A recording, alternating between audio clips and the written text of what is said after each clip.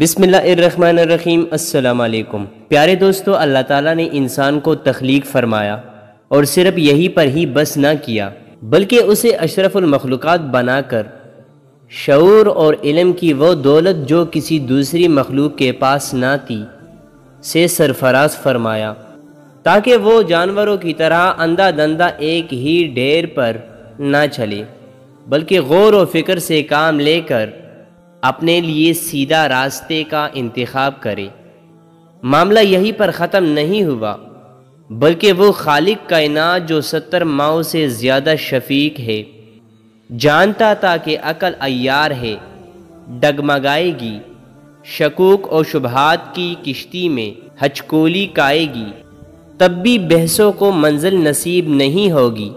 چنانچہ عقل کو جلا بخشنے کے لیے اس نے علم جیسی لازوال دولت کو ہتھیار بنایا اور اس مقصد کے لیے انبیاء علیہم السلام کو مبعوث فرمائے، کتابیں نازل کیے تاکہ حضرت انسان کو منزل نصیب ہو۔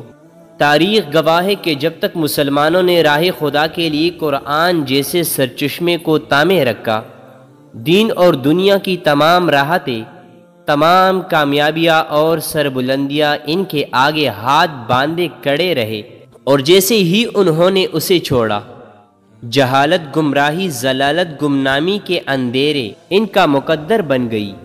علامہ اقبال فرماتے ہیں، وہ زمانے میں مغرور تھے مسلمان ہو کر، تم خوار ہوئے ترک قرآن ہو کر۔ زمانے کی قسم انسان خسارے میں ہے۔ سورہ عصر قرآن مجید کی اولین مختصر ترین سورتوں میں سے ایک ہے، اس لیے کہ یہ کل 3 آیات پر مشتمل ہے۔